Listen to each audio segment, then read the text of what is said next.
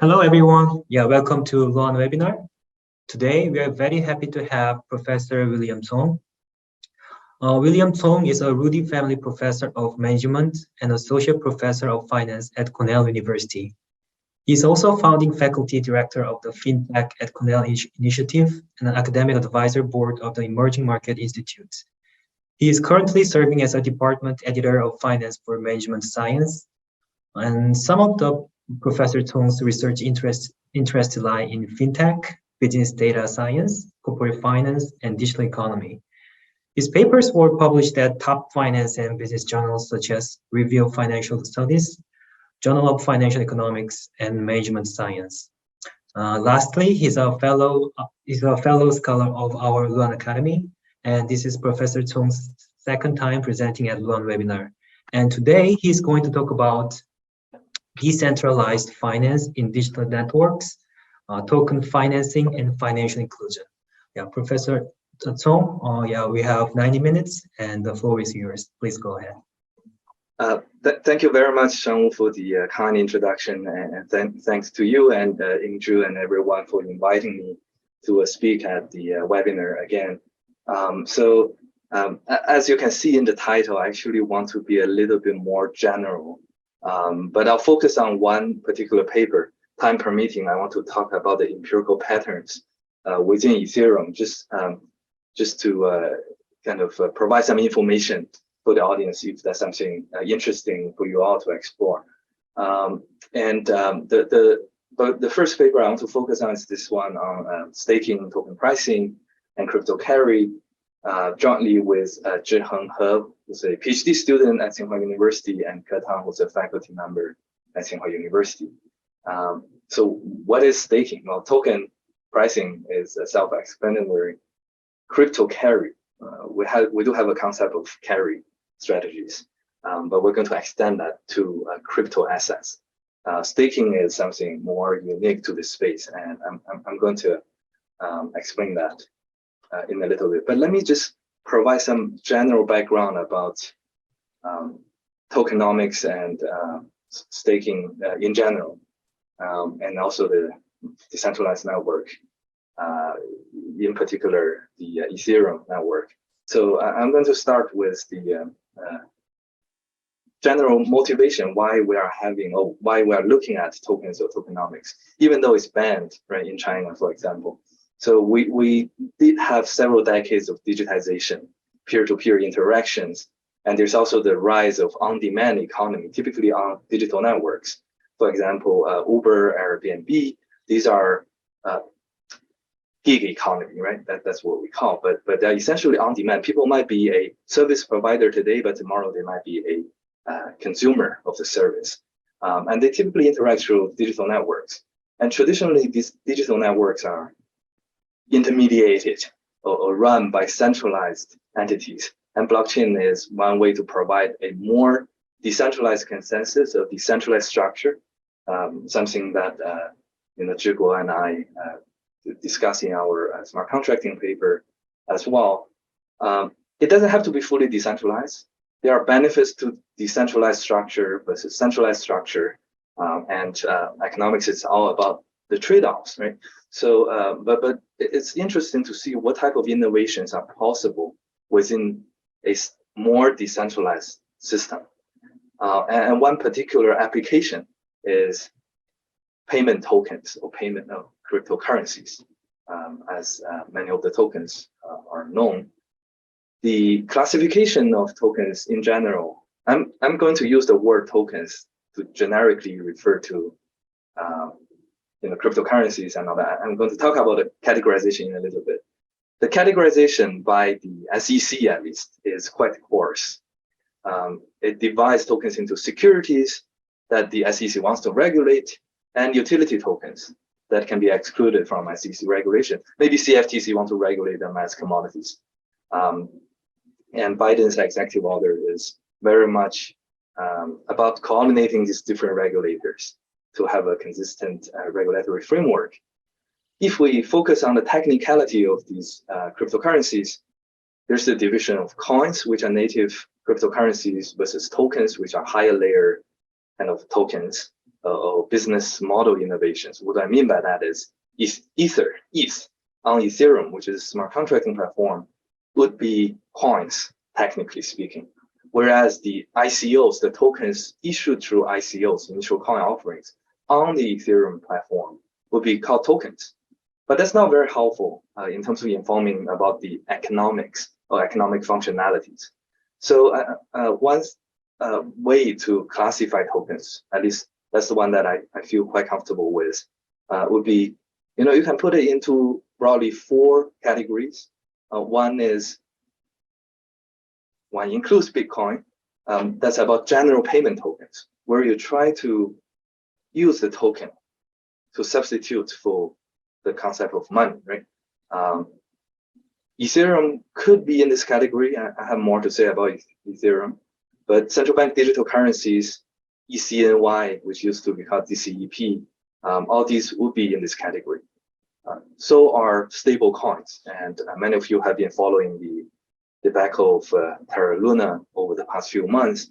There are different mechanisms that could potentially achieve stability, or at least aims at achieving stability for many coins. Open market operation what Basis was doing, collateralization. That's what Tether is using, and dynamic algorithms that Terra Luna was using, so on and so forth. And actually, Russell Wong at the Fed has a very interesting short article explaining why Terra Luna collapsed. I highly recommend it to everyone to read. But that's one category, right? These tokens are used as general payment, and they would interact with monetary policy. There are quite a number of macro and monetary economists working on this. The second category is something that I've spent a bit more time working on. I would call them platform tokens. These are tokens associated with a particular platform, and the platform provides some specific functionality. In that sense, Ethereum could be put into the second category as well. It's a platform providing smart contracting functionality, right? Basically, algorithmic codes that mimic some simple contract terms, or the execution of simple contract terms. Definitely will be decentralized computation, decentralized AWS, if you wish. They call it world computer. Filecoin will be decentralized storage. Chainlink will be decentralized Oracle service. Oracle is the information feeder from off-chain to on-chain, right?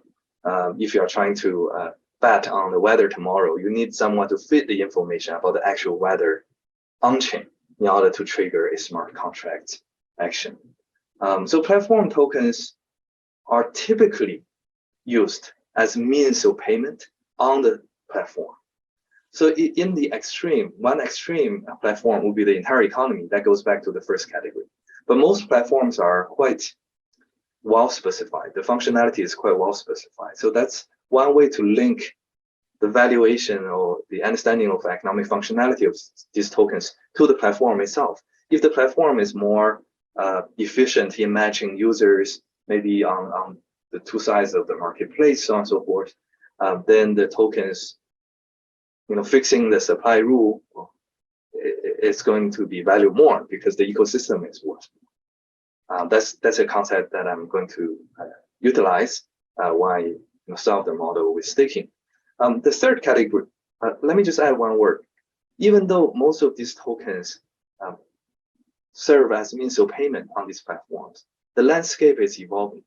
Increasingly, they are used for other utilities or functionalities. Staking is an example, right? If you hold the tokens, one action that you can take is you can stake them and earn a reward. Governance function is another example. Owners of the tokens, sometimes you have separate governance tokens, can vote and govern the system, right? These are functionalities beyond means of payment on the platform. So utilities could be coming from other functionalities. The third category involve tokens that are actually not used as means of payment or as a form of money at all. They are digital ownerships, essentially, right? I call it product ownership tokens. My United Managed Class Points, had they been recorded on a blockchain database, would be an ownership token. It's an ownership to future products, future services. Non-fungible tokens is a ownership token. It's an ownership to digital art forms, and maybe in future ownership, digital ownership to my car and my house, right? If there's a way to better kind of connect, exchange information on chain, off chain, and across different ecosystems. So that's one category, and there has been quite a number of studies on it. Yukunliwa, Letovitsky, they wrote a recent paper explaining non-fungible tokens, which is quite interesting. I have a student here at Cornell, Yu Wang, who in his second year paper wrote a very early article on NFTs as well. And the fourth category of tokens is something we are even more familiar with. I would call them security tokens. They're essentially tokenization or digitization of cash flows. RealT could be an example which involves collecting the rents from real estate properties, but you use a digital token to get that entitlement to the cash flow.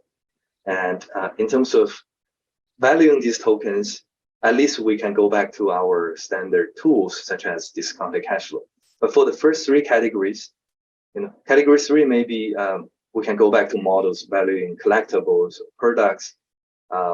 One is very much related to monetary economics, and two is quite new. It's essentially, at the platform level, how do we think about monetary policy, the supply of tokens, the burning of tokens, so on and so forth, and how you use tokens to hire people to collect contributions from freelancers, third-party contributors, and to invest and grow the ecosystem. Right? It's a little bit of a combination of corporate finance and monetary economics. On the empirical side, does this categorization make sense? There has been a few papers on factor pricing of crypto assets. In one study that I have with my colleague here, Andrew Crowley, and Cong and Wei Zhao, both at Tsinghua University, we actually look at these four categories. We try to document anomalies or excess returns in crypto space with over 4,000 different cryptocurrencies and tokens. We show that a 5-factor model with crypto market, crypto size, value network, momentum would explain the cross-section quite well. But actually, if you divide all the cryptocurrencies manually into the 4 categories I just mentioned, you can show that local factors or hybrid factor model with local factors and some international factors would work better than a global factor. And what that means is there's strong segmentation. There could be co-movement within each category, but there is strong segmentation across different categories. And if you're interested, I think looking into the specific categories could be helpful in terms of understanding the underlying mechanisms or the way we think about valuation. So speaking of valuation, if we take a couple of asset pricing perspective, well, what are these tokens as an asset? Well, they are actually hybrid between money or commodities and other investable assets such as equity. And what are the economic functionalities? They are not just simply a digitization of cash flow or something that we already see, just didn't have a digital form. I would argue there are new potential functionalities they provide. For example, they can help boost user adoption. And adoption is going to come back and interact with token pricing. And adoption here is very different from the adoption of currency. Because when we think about adoption of currency, at least it's very much related to my physical location. Right? If I live in the US, I don't have much choice. I have to use US dollar. Yes, I can move to a different country and all that, but that's happening at a way lower frequency. In the digital space, when we talk about cyber countries, as in these platforms, the adoption is really endogenous. I can go on a platform today, I can leave it tomorrow. That's going to, it turns out, amplify the token return volatility. if the platform has a token. So that's very much related to the sources of volatility for crypto assets, right? There could be fundamental technological shock. There could be the behavioral elements, right? The speculation and all that, sentiments. The endogenous adoption is important. What I just mentioned is a form of endogenous adoption. There are also intrinsic volatility. There are also extrinsic volatilities. For example, if you have too many equilibria, the switching between different equilibria would also introduce additional volatility for this. And finally, whether the token supply policy is going to affect token return volatility as well, right? Just imagine if you have a counter-cyclical token supply policy, when tokens appreciate in value, you issue some more tokens to grow the ecosystem. When tokens depreciate in value, you actually buy some tokens back from secondary market and burn them. By burning, what I mean is that you send it to invalid addresses so that they are taken out of circulation. Then token value will be boosted, right? It will be supported from below. So if you use a counter-cyclical policy, it's going to reduce the volatility. So a lot about the background. Where does staking come in? I'm going to introduce what staking is, but I do want to mention 2 points, how this particular paper we have contribute to this literature, this growing literature.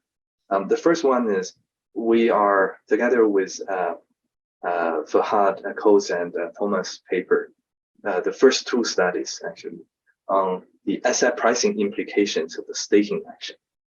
Some of you have heard of staking or yield farming, right?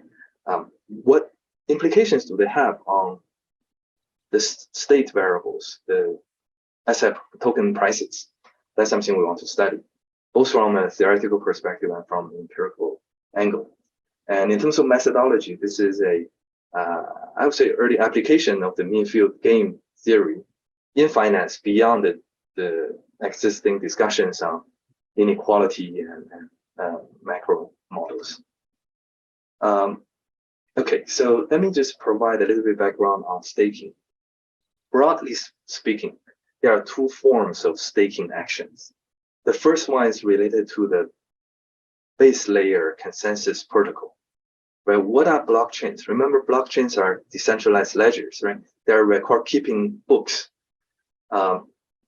One way to generate the consensus record is through proof of work. That's what Bitcoin does, right? That's where crypto mining and all that will come in. An alternative, which is proposed as at least environmentally more preferable, is proof of stake. The idea is, okay, I can stake or lock up some tokens I have. And the more I stake, the higher the probability of my being allocated or designated as the record keeper, at least for this round of block building. Right? And why do I want to do that? Well, whoever is doing the record keeping is going to get rewarded with newly minted tokens with fees that people attach to the transactions. Fee mechanism is very interesting. That's not something we explore much in this paper, but for example, Maureen O'Hara, my colleague here, has done quite a lot of work on market microstructure and the fee market for this. That's one form of staking. Another form of staking is at the higher layer, where it's about business innovation. It's about decentralized finance. The idea is, well, forget about consensus generation for a moment.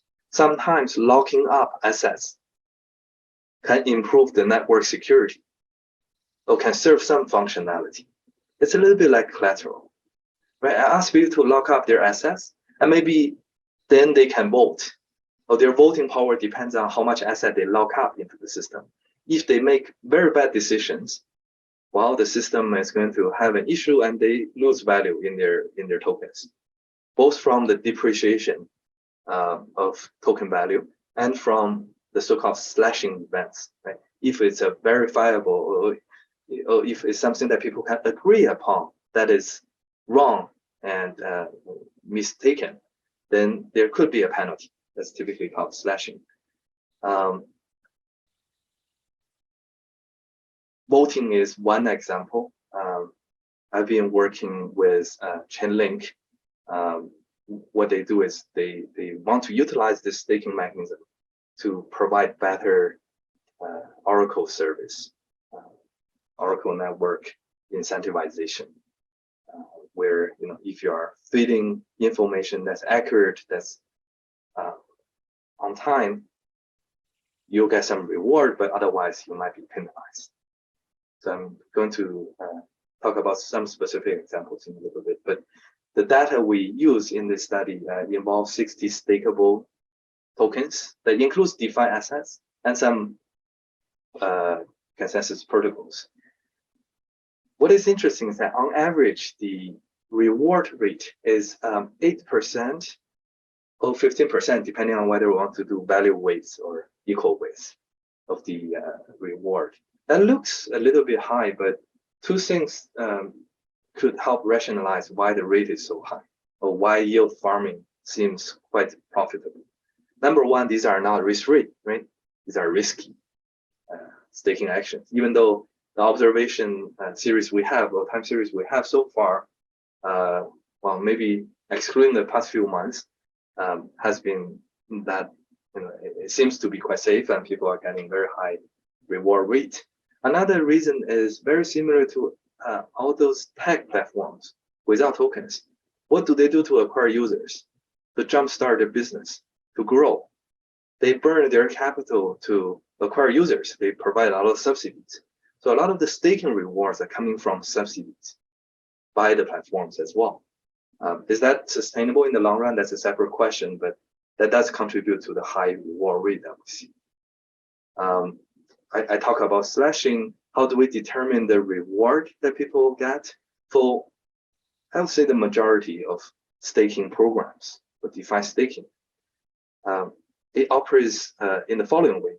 There's a pre-announced quantity of tokens that's going to be given out as rewards. And in addition, there might be fees, right? Fees are hard to predict. It depends on how many transactions there are, but the pre-announcement or the newly minted tokens, the block rewards are predetermined and announced. So in that sense, people know it. And then if more people come to stake, that means more people are coming to compete for a fixed quantity of reward. What that means is per token, the reward rate will be lower, right? Just mechanically. There are exceptions to this, but for most of the 60 stakeable assets we have, that's the case. I do want to mention some jargons that practitioners typically use. If you talk to people working on DeFi protocols, they always, I think they almost always refer to TVL, total token locked, as a metric to describe, how big scale we have, how successful we have. Staking is not equivalent to total value locked. Total value locked could involve other tokens locked into the DeFi protocol in question. What we're going to look at staking, we're going to focus on the native token and the price impact on the native token. I think including multiple tokens is going to complicate this in the sense that for example, if you allow multiple currencies to be used in one country, the presence of one is going to affect the valuation of the other currency, right, in the economy. But that's something we're not tackling, at least in this study.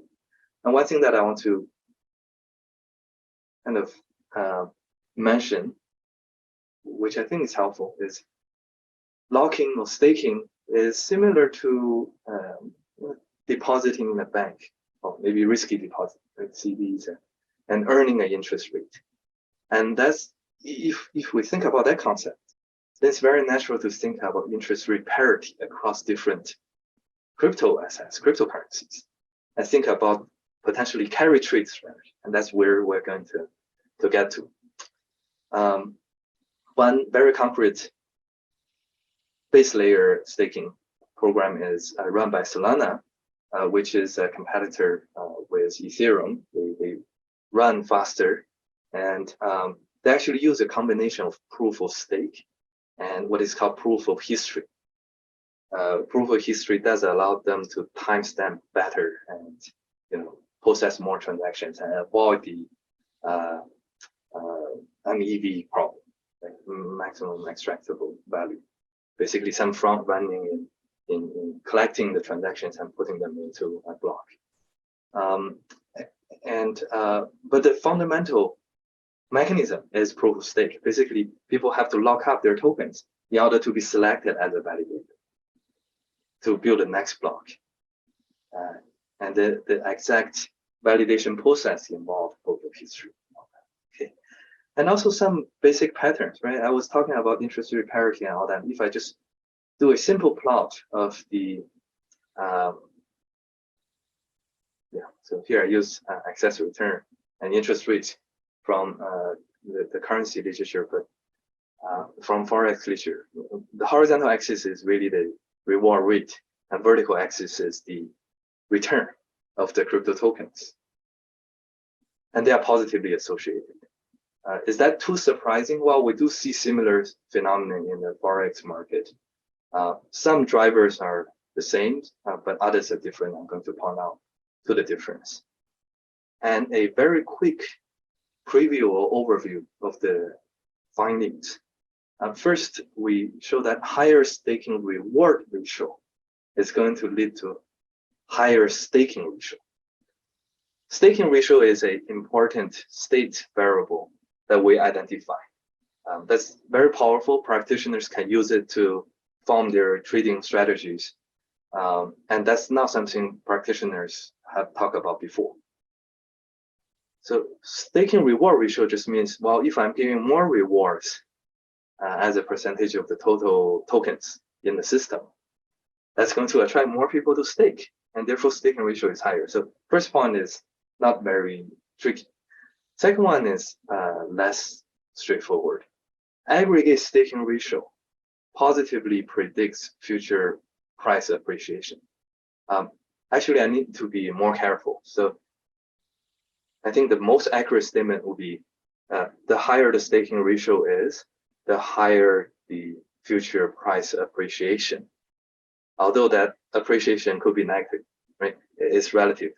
If one system has higher staking ratio, other things being equal, it's just going to, relative to the other cryptocurrency, it's going to appreciate more.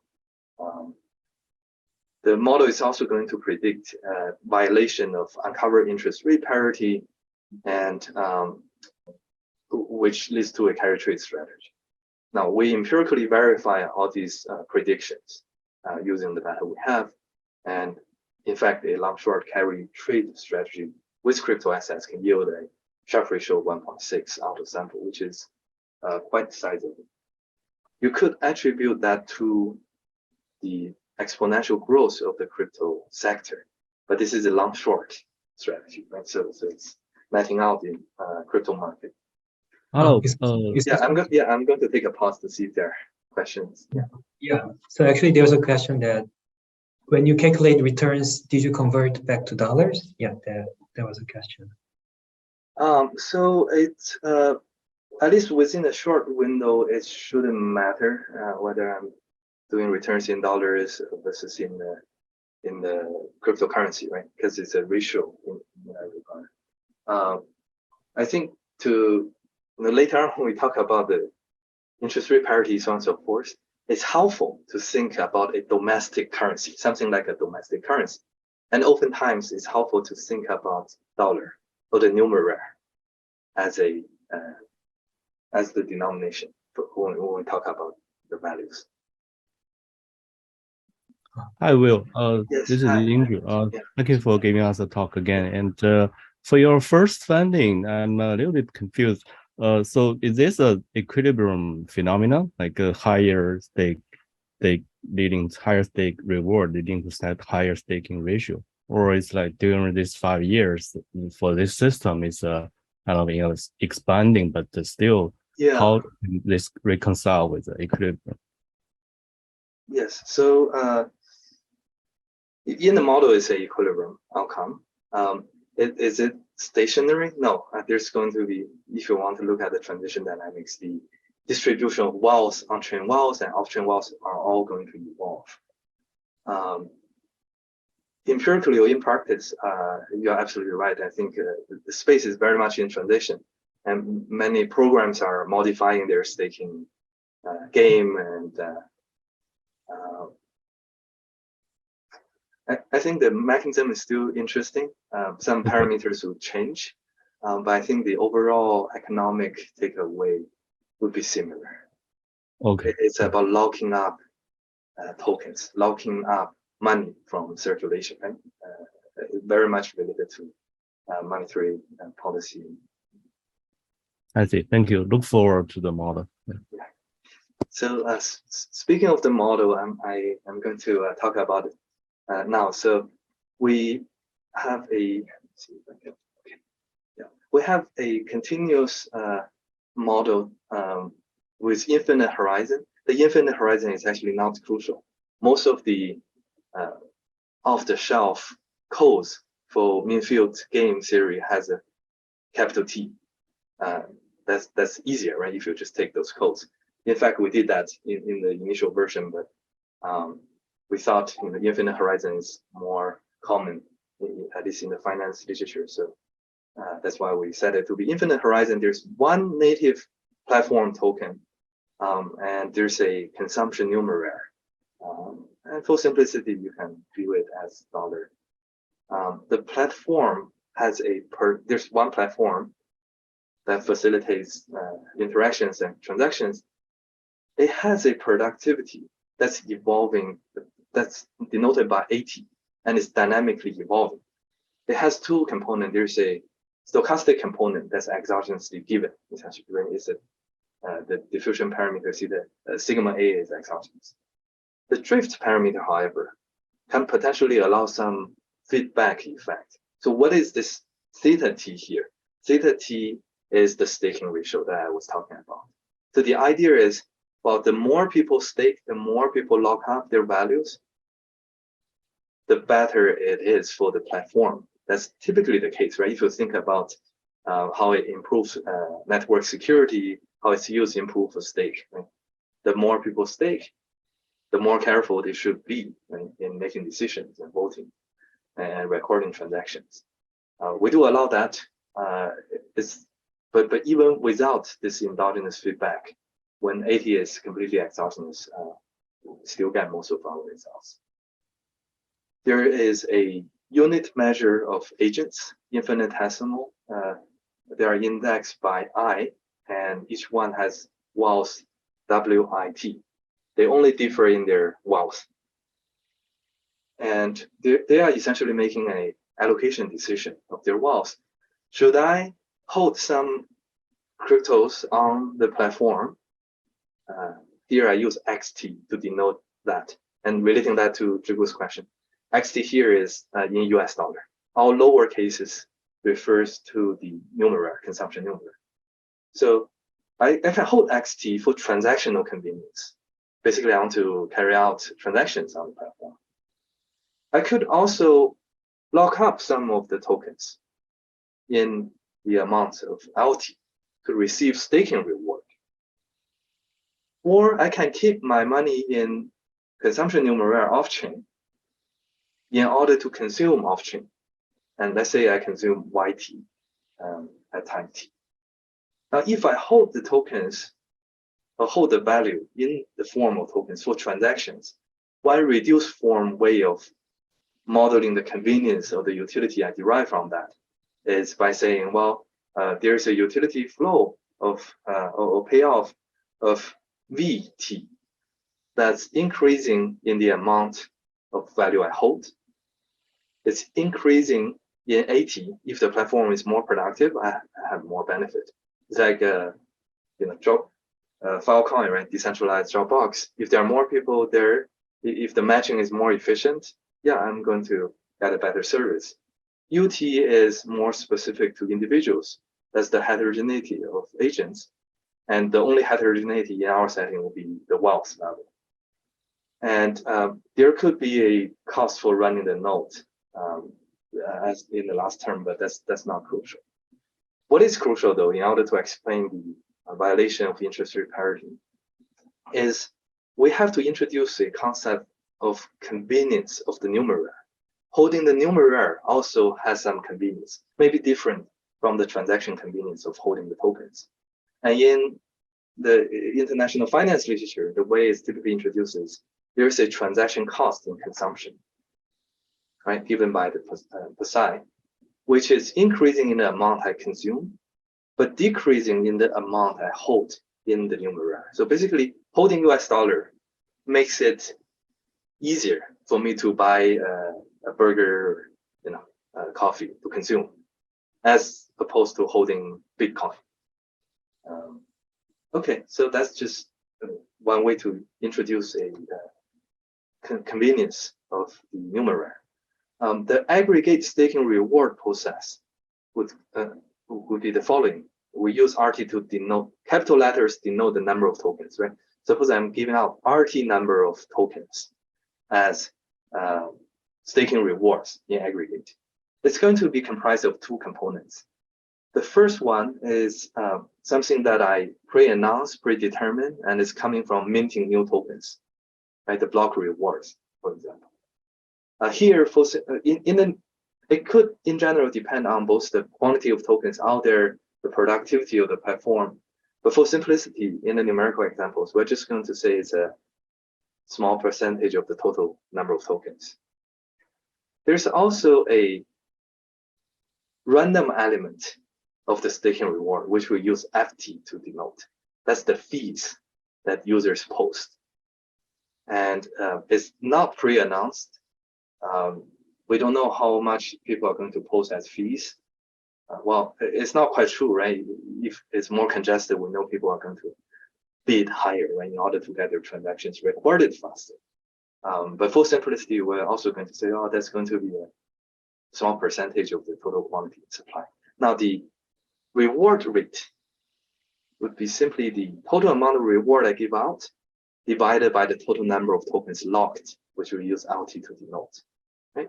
If I lock 10 tokens, I give out 1 token as reward, and the reward rate is per token is 10%. One can introduce a slashing rate, CT. You can view it as a running cost. In practice, it's not quite a running cost, right? Well, there's some running cost for maintaining the node, but when the slashing event happens, it's a downward jump for the user. But you can justify this way of modeling as, well, people do join staking pools, they can diversify their risk somewhat. So this is equivalent to having a running rate. Token price would then be endogenous with drift mu t and sigma t that could be time variable. The key ratio that we variable in the system will be the staking ratio. The number of tokens locked divided by the total number of tokens. Okay. So agents wealth process is straightforward. So for individual with wealth WT, what do I get? Well, I'm holding the tokens, right? Whether I lock it or hold it for transaction, I'm getting exposure to token price fluctuation. So if I hold XD for transaction convenience and LT for staking, that gives me the first term and also the drift term towards the very end of the expression. But if I'm locking up the token, I get a reward rate RT. I pay a running cost, a slashing cost CT. Right? If I hold XD amount, I get a convenience flow VT. VT is a function of XD. I can put a bracket there. And then if I decide to consume YT, it's out of my wealth, right? I consume that. And for individuals, they are solving an optimal control problem to maximize their lifetime utility. This is where things get interesting. So typically, how do we solve this problem? We can write down the HJB equation, right? If it's about an individual, but here we have an important state variable. That's the wealth distribution of all agents in the economy. That's going to affect how much people stake, which in turn is going to affect the staking rate, staking reward rate. So one way to deal with this, had the shock, the Brownian shock to the productivity being idiosyncratic to individuals, is then to use the Fokker-Planck equation, right? It's just like a Brownian motion. Each individual particle is doing experiencing Brownian shocks, but if you want to model the distribution of the liquid or of sand, no, sand is not an example, liquid. You can use a Fokker-Planck equation, which is a forward Common equation. But it doesn't quite work here. And because the shock, Brownian shock, is a common shock. It's a shock to the platform, right?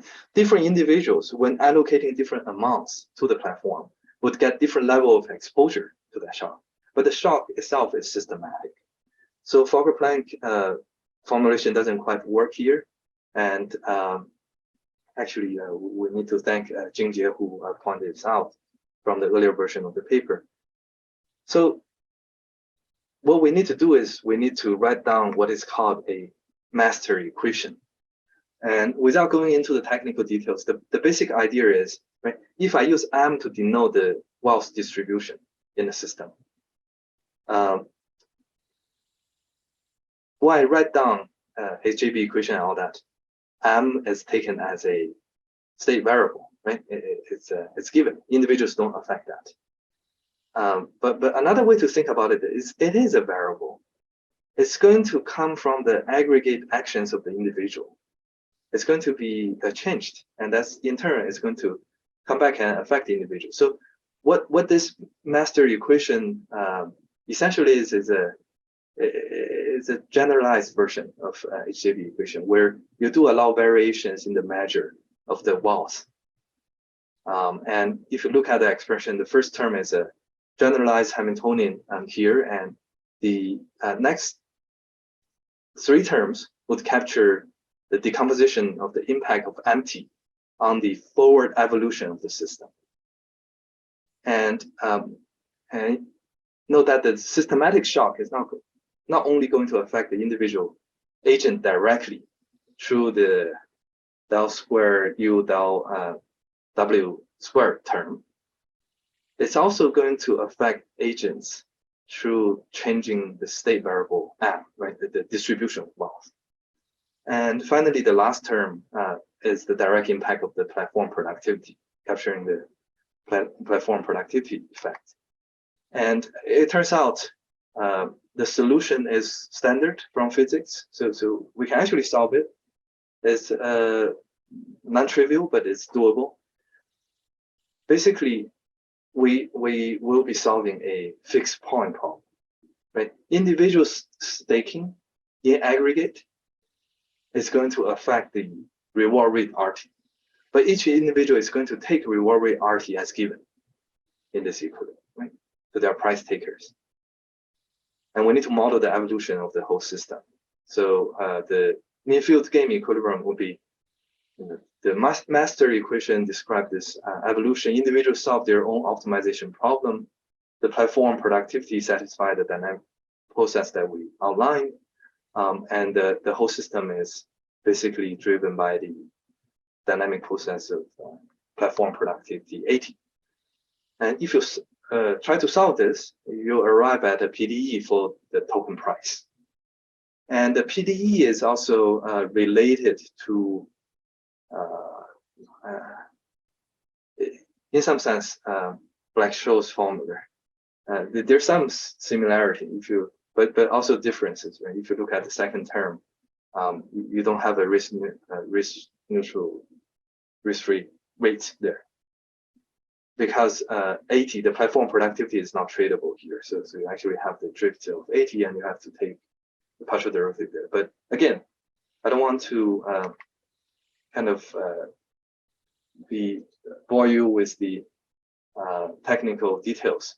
What is economically interesting is, or at least in terms of solution, is the PDE is hard to solve, but if you decompose the expression or define a new term, right, the ecosystem valuation, V, which is essentially the token price times the total number of tokens, then you can transform this into an ODE for the ecosystem value.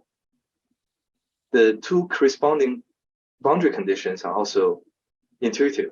The first one is saying, well, if the platform has no productivity, the ecosystem should have 0 value. The second boundary condition says, if the platform has infinite productivity, then all the wealth are going to be allocated to the platform. So the total value of the ecosystem is the total value of wealth that people hold, right? Because consumption is still happening off-chain. And from this, you can show that this equilibrium rate is decreasing in the staking ratio. What that means is the more people stake, the lower the rate they have, right? That part is mechanical. The staking reward ratio, ROTE, if we define ROTE as the staking reward ratio, a higher ROTE is going to lead to a higher staking ratio. So basically, if there's more reward being given out, in equilibrium, more people are staking. Again, not too surprising.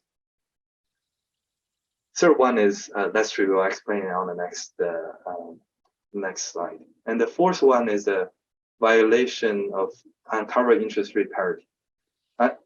Uncovered interest rate parity would say, well, any relative currency or token appreciation I get should be any lower appreciation I get relative to another currency should be compensated by the interest or the reward I get. And if you actually write down the sum of token price change and the interest rate change, it should be equalized across different currencies. And here will be, it should be equalized across different crypto assets. But if you write down that expression, it's not going to be equalized. It's going to depend on quite a few terms. The first one is related to the convenience of the numerator. So basically, convenience does matter. And that's something we see in international finance as well. One way to explain UIP violation is through modeling the convenience of using the currencies. The second term on the right-hand side represents the impact of volatility risk. And it's similar to studies using term structure models, right? Benso 97, Hanno, Lustig, and co-authors work 2-3 years ago. And where they look at difference between domestic and foreign bond risk premium expressed in domestic currency. And the third term is the trade-off between staking versus not staking, right? The marginal utility I get from holding it for transaction versus locking it up for staking. I have to plug in some parameters to do the numerical plots, but the parameters are not too crazy. And let me put it that way. Does it have to exactly equal to 15, whereas the fee, the reward rate is 5%? It doesn't have to, and it's going to change it somewhat, but the overall qualitative takeaway wouldn't change too much. So here is the plot of staking ratio. The dotted lines, green and red dotted lines, are individual staking ratios. So the wealthier ones actually start to stake more, right? They start to stake even with lower reward rate. The blue line is the aggregate staking ratio, and the downward sloping line is the fixed point equation, right? Their intersection is going to give us the equilibrium rate. Now, coming back to that important prediction, higher staking ratio is going to lead to higher expected price appreciation. What is the intuition? Well, here I'm showing you two lines, right? The solid blue line is more upward sloping, is with the feedback effect. The feedback effect is not too hard to digest, right? If a higher staking ratio makes the system better, right? It feeds back directly to mu, then it's going to show up as a bigger slope. So that's not too surprising. In general, we have even without the feedback, we have a monotone relationship between staking ratio and expected appreciation for the following reason. When is the staking ratio high? Staking ratio is high when the individual finds it more attractive to stake as opposed to holding the tokens for transaction, right? So that typically corresponds to situations where the transactional convenience is low. When is transaction convenience low? Well, when the platform productivity is low. So the end to the right actually corresponds to low 80. But when 80 is low, and we know this stochastic process for 80, we know there's more room or more wealth not on-chain yet. But as the system evolves, let's say the system has a positive drift, those wealths could be reallocated on-chain. So demand could increase in future. That's why the appreciation, expected appreciation is higher, because if we fix, let's say we fix the supply, then demand is higher, the token valuation is going to be higher. This S-curve, the gray S-curve, is very similar to what Ye Li, Ming Wang, and I explore in our tokenomics paper, right, in terms of adoption. The same intuition. When the productivity is low, we know there's more adoption to happen in future. But if everyone has allocated their wealth on-chain, there's no additional demand to be generated, so expected appreciation is lower. Okay. So that's basically the theoretical predictions and intuition. Well, another way to think about this in a static sense, which is not mathematically accurate, but I think also conveys some intuition. That is, if suppose people want to clear the same amount of transactions, and suppose the tokens are being circulated at the same velocity, right? If I lock up more token, what's going to happen? There's less token in circulation. The reduced amount of token in circulation has to clear the same amount of transactions with the same speed. What has to happen? Or their value has to be higher, right? In order to clear the same amount of transaction, that is fixing the token velocity. Token velocity here in the dynamic setup is not very relevant. One potential extension is you can say, well, tokens are locked up for a longer period of time. Here, token is locked up for that instant, right? And then we move on to the next instant. People are deciding how long to lock up. But for bank deposit, we also have saving account versus checking account. Saving account is locked up for longer time. And typically practitioners do this by staggering the lockup so that they don't experience too big a withdrawal at any point in time. I'm going to take a pause before I go through the empirical findings to see if there are questions from the audience. What we do in the empirical part is just to verify this thing. And does it, so the convenience, does it have to be from transactional convenience? Maybe not. Maybe there's a way to model the governance utility or some other utilities token holders get, right? Because of the reduced form formulation.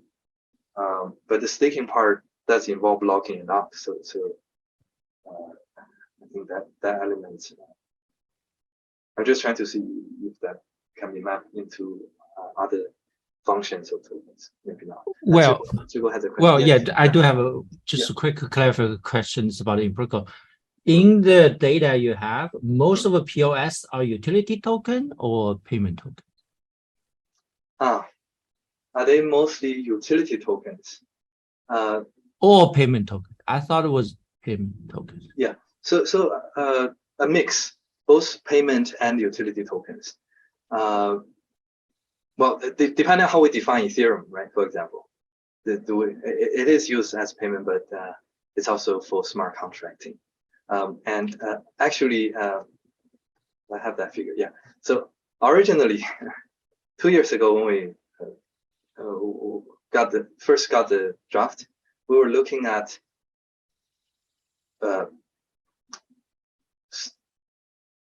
consensus protocol tokens only, right? Back then, DeFi hasn't taken off yet, but the results would be similar.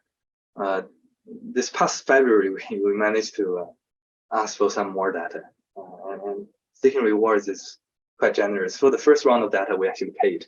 The second update, they actually shared with us for free. So we got all these DeFi tokens as well. And then here's the main list. And if we look at the list, right, some of them are utility tokens, right? Aave, I leave Lapierre, Cong, Tezos. Some are more fundamental infrastructure tokens for the entire ecosystem. And to the extent that people are using the token to pay, for example, people pay gas, right, in Ethereum. That would be a payment function. Yeah. So first thing first, just some quick inspection. This figure is actually quite rich in information it contains. So basically what we have is the cross-section. The horizontal axis is the mean staking reward ratio. Vertical axis is the average staking ratio.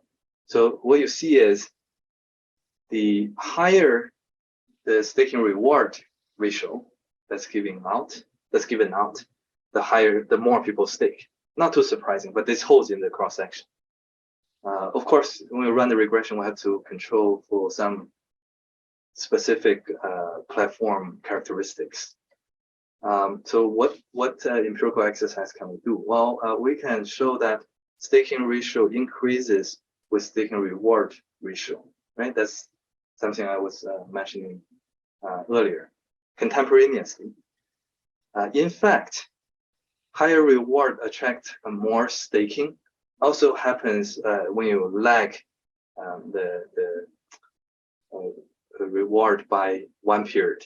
So the way we interpret this is it takes some time for people to react to an increase in the reward.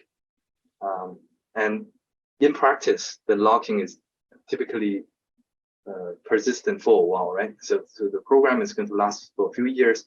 I might be locking the token for 6 months. So that allows the staking reaction to be lagged behind the reward rate, observed reward rate adjustment. Notice we're not really adjusting the rate per se, right? We're adjusting the quantities in most cases. But there's this positive correlation when we look at the equilibrium reward rate. I forgot to mention what type of controls do we put in. We can put in token fixed effect, time fixed effect. We can control for the market cap for the token and volatility of the return. This is the important table where staking ratio in the previous period can predict the return on token price over short horizon, 1 week, all the way up to a month. In terms of testing uncovered, maybe I'm going too fast here. The number of observations is depending on the horizon we're looking at, right? If we look at a longer horizon, we have less observations, but the effects are quite significant. How do we test uncovered interest rate parity? If we go back to the Forex literature, when we think about the domestic currency, Fama introduced this particular test. Basically, here S would denote the spot rate, right, at time t plus 1 of the exchange rate. And I would be the interest rate. I star is the domestic interest rate.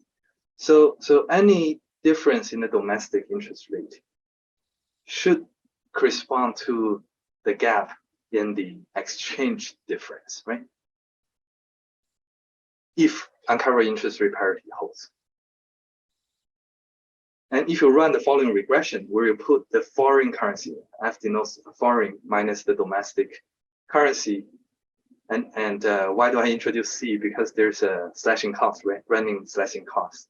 So if you're staking the token, it will be R minus C. That's why we have C there. But if you run this regression, we should expect beta to be 0 if UIP holds. full currency or full crypto assets. That's not quite the case. So what is the exact regression we run? Basically, we fix a domestic currency. Let's say it's US dollar or Bitcoin. Then we view every other crypto token as a potential foreign currency, right? So we can do this pairwise and then pull all the pairwise observations. So on average, the coefficient of beta is negative. That means UIP is violated. The tokens that have higher staking rewards are also the ones that appreciate more in value, which is surprising if we don't think about convenience yield. But it's not too surprising if we think about convenience yield. It's a compensation for the loss in convenience, right? From the numeraire, and also a comparison of, why stake actually lose the transaction convenience as well. So we can do that. We can rotate over the so-called domestic currency. And the table is actually longer in the paper. So here I'm just showing you a shorter table. Fine, it's violated.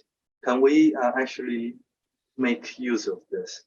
It turns out, yes. So what we can do is we can define the concept of carry as was done in the paper carry for cryptocurrencies, and use that quantity to predict returns and also form portfolios, right? If you rank assets based on the carry sorts, what you can do is you can construct the carry trade portfolio, either long short or long only.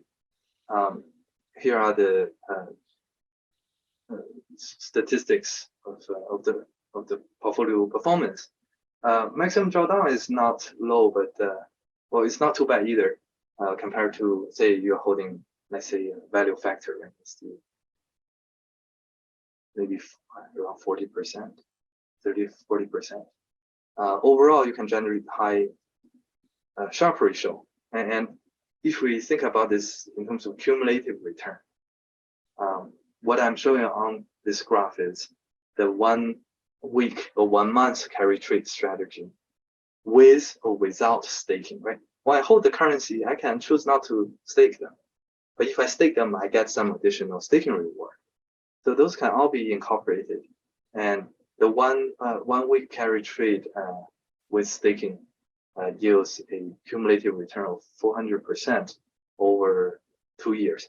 You can say, well, this is an episode where the whole market is growing, the reward rate is crazy, where people get 60–70% or even higher reward rate from some projects.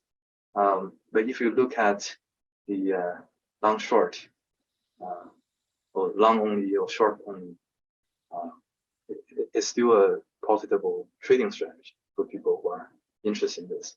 I'm not saying that this is something people would prefer over a simple yield farming strategy. Like it could be that you can identify assets that just gives you a really high yield, but it may or may not be sustainable over the long run. I do have this one last table to show. The carry trade strategy can be structured both in terms of time series and in the cross section. I think in the Forex market, what people observe is time series carry predicts less expected return. And that's what we observe here as well. In the which is time series carry, depending on which fixed effect we actually use. Right? If I'm using the time fixed effect, we are essentially looking at cross section, right? Cross section carry strategy. If we're using token fixed effect, we are focusing more on the time series carry strategy. We also observe in the cross section, carry predicts more expected return. And according to Prof and the co-authors, the carry paper, they find that in commodities, and when a commodity has a higher spot price relative to its future price, that's going to imply a high carry, and the spot price is going to move to depreciate on average. That's lowering the realized return. So there's some time series mitigating factor. That's why time series is lower. For stakeable tokens, it's a slightly different mechanism. The stakeable tokens mechanism is very mechanical and is quite transparent. Basically, if I have a high reward amount or reward rate, more people are going to stake. And more staking is going to lead to lower reward rate, right? Just mechanically, because more people are sharing the same fixed amount. And if that process happens over time, that means you use a carry strategy, but there's going to be an opposing force as well over time. Across the section, that's not the main driver. So that's pretty much about staking, or at least how we can think about staking and tie that to token pricing in equilibrium. We show staking ratio is important, and there's UIP violation and crypto carry strategies that will be very relevant for practitioners. A few further dimensions that we could think about. For example, we can think about having different utilities to tokens, or thinking about the network security level. In our case, it would be the number of tokens locked times the token price, right? That's the total value in native token locked. To the extent that it's used for network security, we can discuss that. And another interesting dimension is the wealth distribution of the individuals. So at least if we believe the model, we have the distribution for on-chain wealth. We also have how that relates to the total wealth if you give me a distribution. So in a sense, you can back out the total wealth from on-chain wealth distribution, but you have to specify the risk aversion and all that, right? And the distribution of the initial distribution of wealth. So I'm going to stop here for this paper. I hope to save some time to introduce some stylized patterns in the Ethereum platform for those who are more interested in the empirical side. But happy to take a question here. Hi, Will. Yeah. Hey. Yeah. Yeah, but very interesting. Yeah, that's it. So it's just very interesting paper. It's just on the empirical side, I was thinking that might be sort of interesting to empirically estimate the curvature of the staking curve or staking ratio on price appreciation, because that might be sort of useful for investors or regular basically, what staking ratio is enough. So you would think that that curve is probably concave, like a diminishing return. Right. Yeah. So the theoretical shape is qualitative shape is an S curve. So at some point it's no longer very beneficial, but in the middle there is a bump. So yeah, that'll be interesting to look at if we can back out the region where it does improve the, I guess, to the practitioners that very attractive. Yeah, it's a small point. Yeah. Thanks for the suggestion.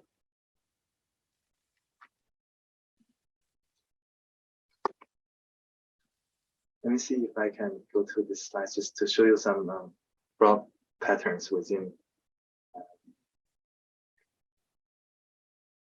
the Ethereum platform. So this is some results taken from this new paper with Cornell University and Yanxin Wang, who's a PhD student, and Xi Zhao, both at Jianjiao University. Now, one thing that I didn't get to mention is one reason people argue that DeFi or blockchain or even Web3 are beneficial is that they facilitate financial inclusion. There's a financial democratization happening. And that's quite consistent with the general perception that the latest wave of fintech started from 2008. And part of that is coming from the distrust in large financial institutions, distrust in governments, right? and there's also in the background the issue of unbanked population. Do these platforms actually allow more financial inclusion and democratization is an open question.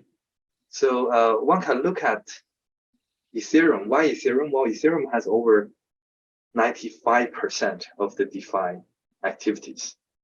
And most of the protocols are on Ethereum. And Ethereum itself is for smart contracting. It's a platform / general payment token. So it'll be interesting to look at, how is mining income distributed? How are tokens distributed within the ecosystem? Or transactions distributed in the ecosystem? What is the network structure? Is that really facilitating inclusion?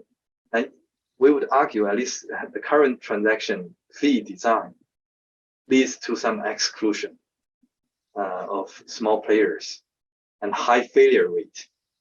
Right? When we say financial inclusion, we definitely have in mind is something that's functioning. Right? It allows small players and banked population to use something that's functional. If it has 50% failure rate, that's not going to be very helpful. But despite this, overall, there's positive movements. For example, the introduction of EIP 1559 fee mechanism, something Zhiguo and Jason have wrote about as well, very attracted a lot of attention from the practitioner community as well. That turns out to be a redistribution of wealth in the system, favoring the smaller players. That's helpful. And airdropping is another interesting phenomenon. There hasn't been a lot of studies. I have seen one by Chris and co-authors. Does airdropping help? Well, at least in description, the entrepreneurs would say, well, we are doing an airdropping to include more people. That's the typical line they would provide. They would also be careful. They say, well, we don't just airdrop to anyone. Sometimes we don't want to airdrop it to potential attackers, right? Hackers. So they have some whitelist in that process. But the general goal is to be more inclusive. And is it more inclusive? Well, we would argue, at least through a case study, it is. But let me show you some basic patterns. This is the in terms of mining reward received, I'm plotting different percentile, right? 5 percentile, 10 percentile. The yellow line is the total rewards. I'll just summary what we observe here. Basically, there is a concentration in terms of mining rewards. It's not worse than Bitcoin. It's comparable in terms of order of magnitude. And should we worry about this? Well, we should pay attention, but the distribution here doesn't necessarily mean there isn't more dispersed distribution when it comes to individual, because a lot of the mining are done by mining pools. And it's natural to see large flows to mining pools, but mining pools do distribute what they get to the miners, individual miners. And in this graph is probably not updated. In the latest figures, we calculate that additional step of mining pools distributing mining rewards to individuals. Again, in terms of concentration, the absolute metrics look high. Is that higher than income inequality? Is it higher than Bitcoin? Not quite. It's comparable. Ownership, yes, there's concentration towards large nodes of large institutions and individual users. Igor Makarov and Antoinette Shore have a great paper describing the Bitcoin ecosystem. Over there, they try to use off-chain data to say, well, to identify the users, right? That way you can say more about ownership concentration. Here, we're only using on-chain data. So what we see here, we can't say too much. Maybe people have different research version. That's why they allocate differently on-chain. So we can't say too much. And this is ownership of ETH, the token using Ethereum. In terms of transactions, this is getting more interesting. So we do see the use of tokens going up as a percentage of volume, top layer tokens instead of the base layer Ethereum, ETH. That means people are issuing more ICOs, they're using other tokens on top of the Ethereum network. In terms of activities, there's a general movement away from peer-to-peer interactions to the app interactions or DeFi interactions. So you can view the app or DeFi as intermediaries. Maybe it's a more decentralized intermediary, but they are mediating transactions across users. That's in terms of percentage. It could be that overall we just see a growth in DeFi. That's why the percentage is going up. The network structure is, I don't have a good term to characterize it, except to say, these big, the apps of DeFi protocols are the power connectors, right? They connect the individuals, and they also have a lot of interactions within the system. And you can group the apps and DeFis based on their category. The top right panel actually shows different colors correspond to different categories of DeFi protocols, or the apps. If they are in the same category, it's natural to think that they are in some competition, right? So the space is essentially a sphere of users, and how much, when they are very close, they are competing for an overlapping segment of users. So that's greater competition. So you can get some visual image. What's the general takeaway from these pictures?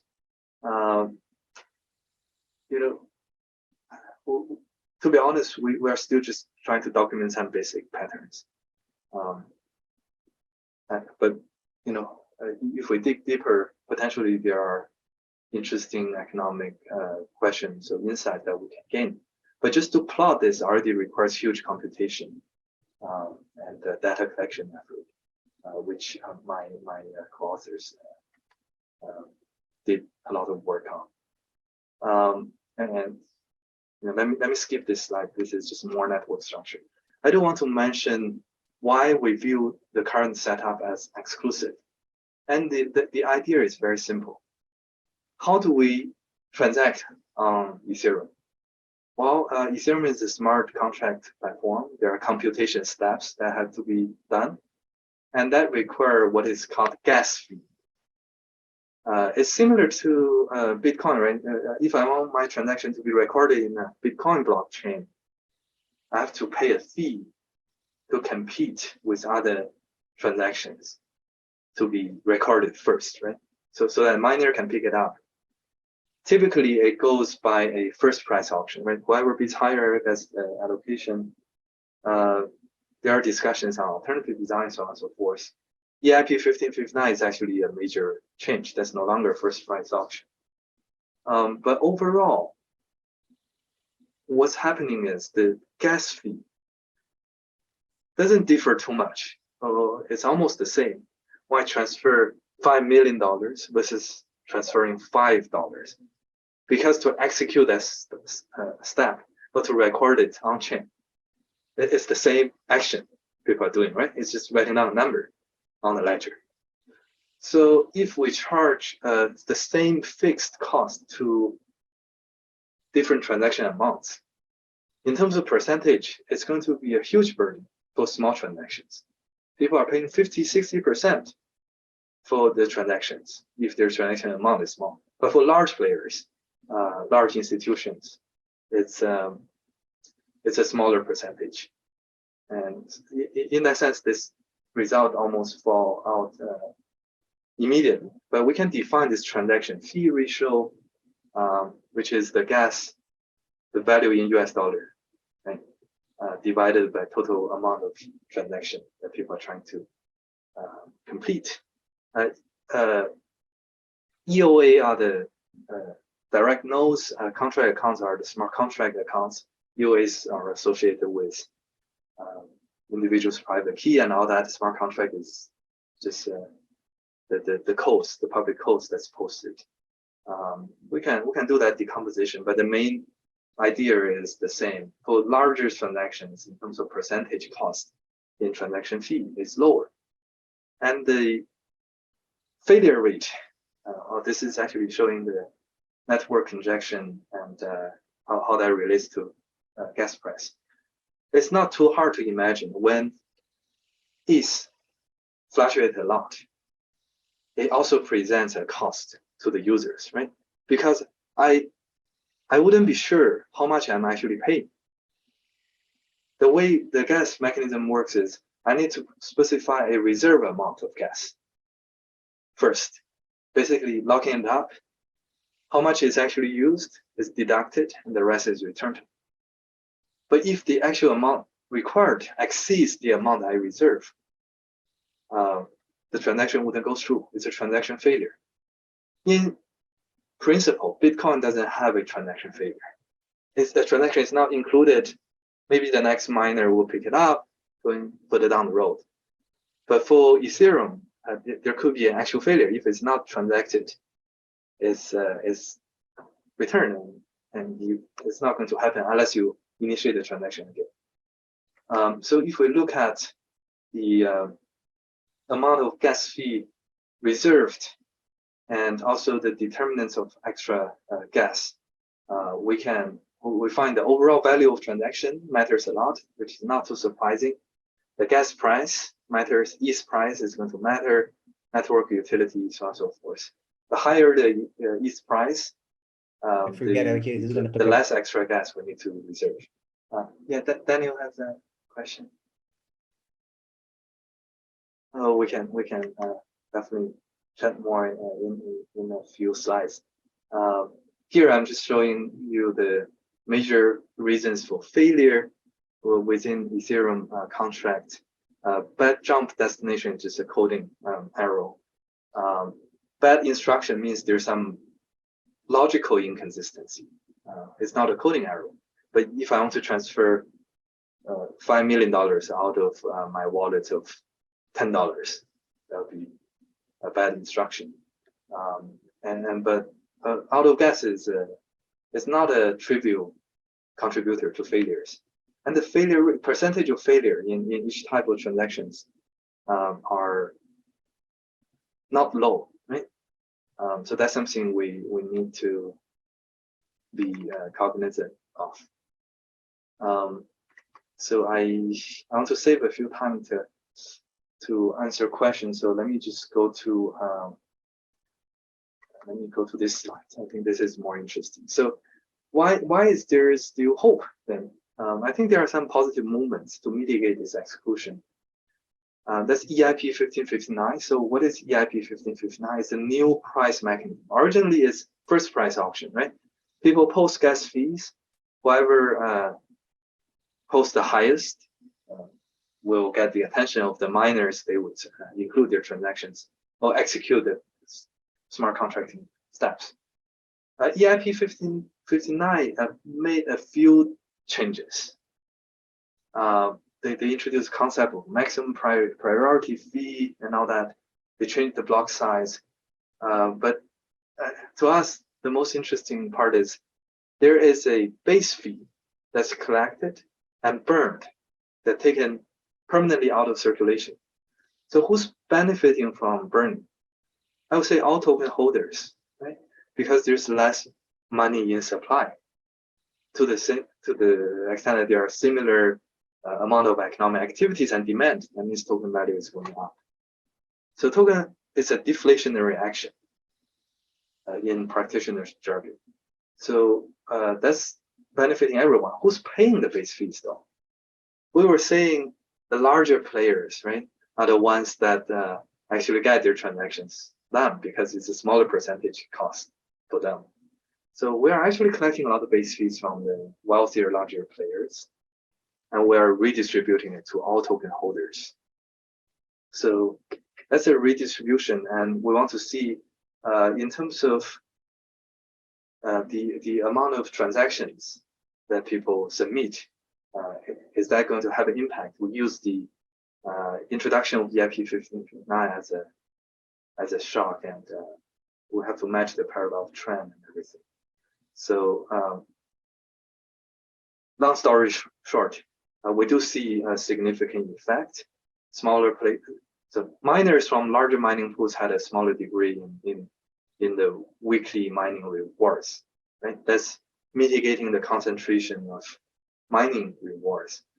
For user side, users with lower frequency of transactions or less ETH in their balance started to transact more, right? In the difference framework. Airdropping is similar. The airdropping case study we have is Omisco is one of the first large-scale airdrop. Omisco is basically a digital wallet connecting different platforms. Could be centralized platforms, and it first got popular in South Asia, actually. So what happens in the Omisco airdropping is, for any address with a ETH balance above 0.1 ETH, they are allocated some Omisco tokens proportionally to their ETH balance. And below that, people are not getting that. So there is a regression discontinuity to be exploited, depending on how narrow, how big the bandwidth we want to control. And a key assumption, which is also verified in the data, is the distribution of balance for OMG token is not highly correlated with ETH holding distribution, right? Otherwise, we're still giving the larger ETH players, we're still giving the larger OMG token holders more tokens through airdropping.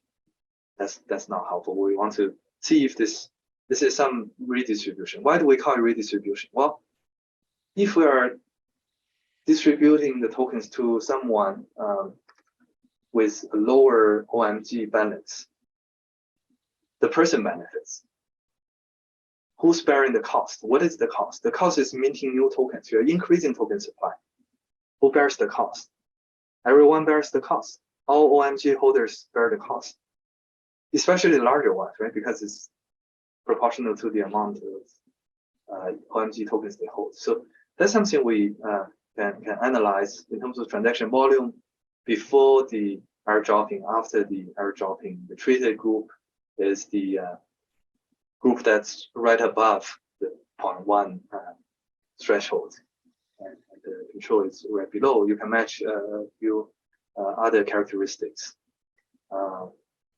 I'll stop here to see if there are questions about staking in general and the DeFi ecosystem.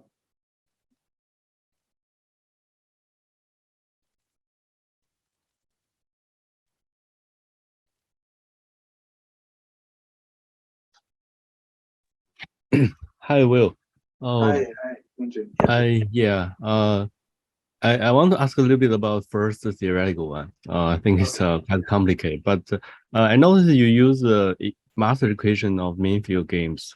I happen to study mean field game for a while, and as far as I know, this may be the first or maybe one of the very first in econ literature formally use this kind of concept.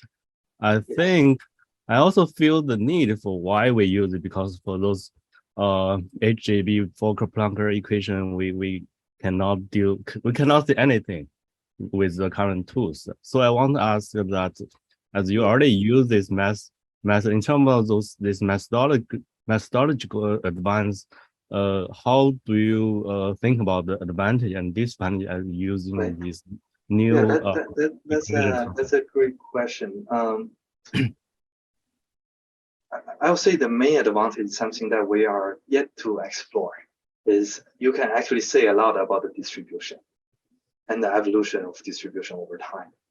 So one potential question to ask is, at least for on-chain walls, or maybe even the overall walls, does the whole process of staking and trading on the platform lead to more skewed wealth distribution, right, in the economy? Those are the type of questions that the mean field approach will be very useful for. And those are also the questions that people study in terms of inequalities, right? In the macro field when mean field was first introduced. Here, the most practical reason for us is just if we want to allow some heterogeneity, which we do because we want to have people allocating different amounts on-chain, off-chain. Even in the tokenomics paper, yeah, and I wrote earlier, we need people to have some heterogeneity in how much they benefit from transaction in order to get the indulgence cut off for adoption and all that. So for the same reason, we need that part, but as soon as we introduce that part, because staking ratio is an aggregation of individuals' stakes, we just have to use this to characterize the equilibrium. But your question is something we need to think more about. Maybe we should talk more about the evolution and the distribution in order to fully kind of show the benefit of using the tool.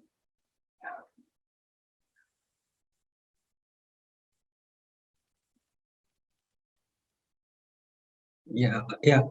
Thanks for the talk. And I actually have one very general question. Yeah, as you know, right now Ethereum is trying to transit to POS mechanism, and do you have any thought about how it's going to affect the transition will affect the inclusion and democratization of the? Yeah. So It's on very the general. on the specific question of inclusion, I don't have a very strong view or insight here, I have to admit. The proof of stake part is already running, right? Like there's a test chain that you can already see some observations. Is it going to help with inclusion? It's going to be complicated by the network effect as well. If people move over, then we can have a fair comparison, right, with the original setup. At least at the moment, the migration is very limited. In the longer run, when everyone is forced to do it, we have to think more how this. It still depends on how the gas fee is designed. Right? So there's the consensus protocol part. There's also a gas fee mechanism design, which is different from the consensus formation, I would say.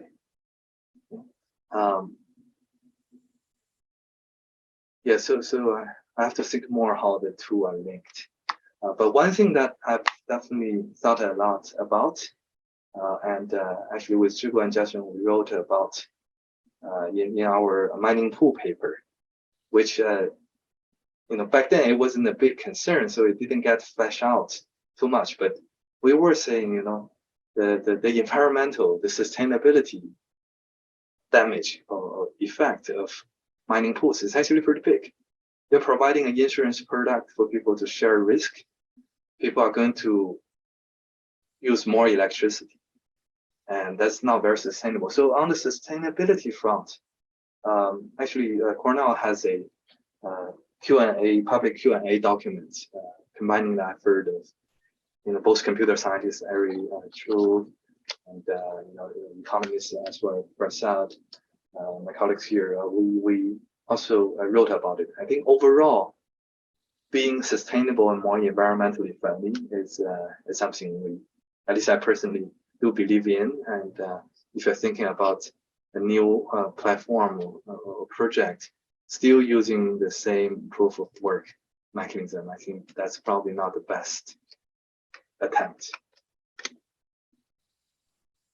Thank you very much. Are there any questions out there?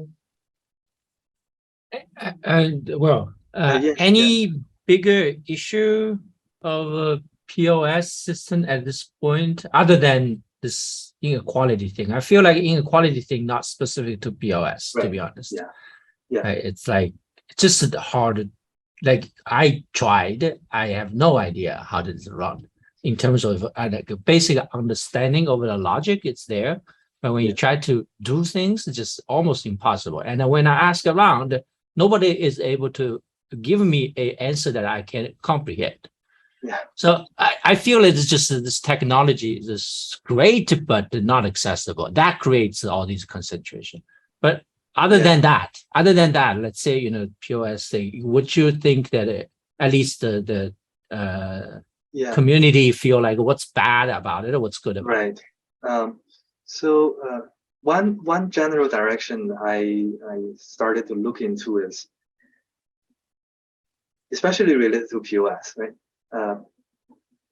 The stakes so far in all these protocols are very much static, right? For this round of block building, we stake something, right? And if you don't perform, it gets slashed. But in practice, when people try to implement staking program or even proof of stake, they do rely on the concept, oh, this is a whitelisted node. This is a reputable project. So if I entrust the voting to them, I feel more comfortable. So there's definitely reputation and dynamic incentives coming in. That's something Xiang and I and student Luohan Zhou, we've been looking into as well. So how is the dynamic incentive affecting this? I think in practice, people do think about this, and some platforms start to think about introducing a rating system, right? And going the other way around for the traditional voting system, even on Taobao, I do see some examples where new entrants are allowed to post some collateral, I guess, some amount.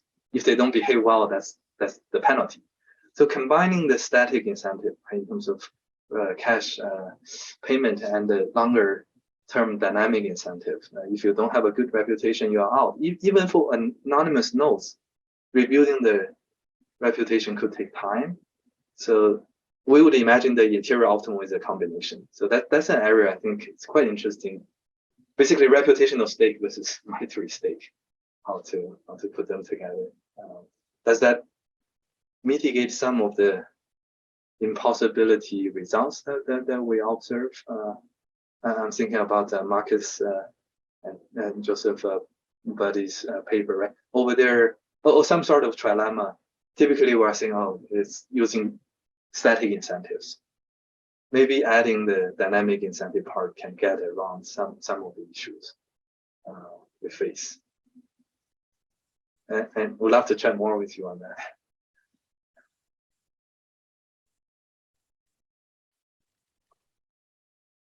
Okay, yeah. Any other questions? Hey, could you hear me?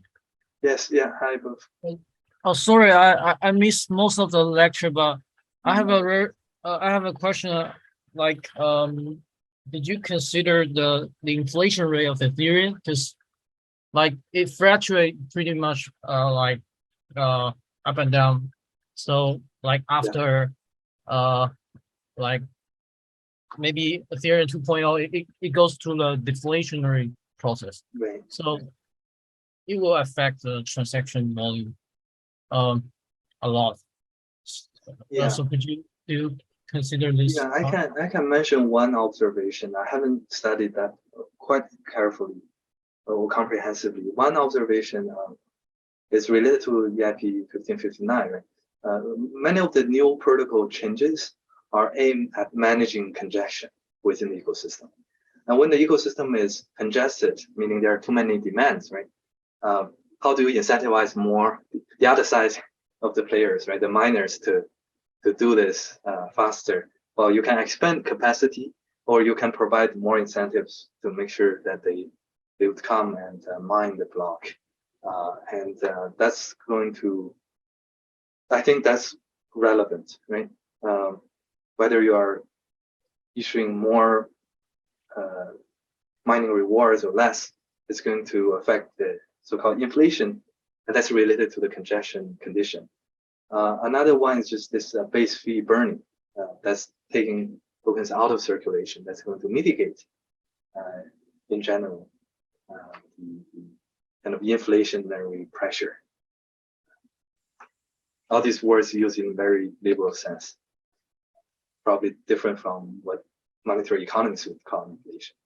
You get the idea. This adjustment in terms of supply of the tokens.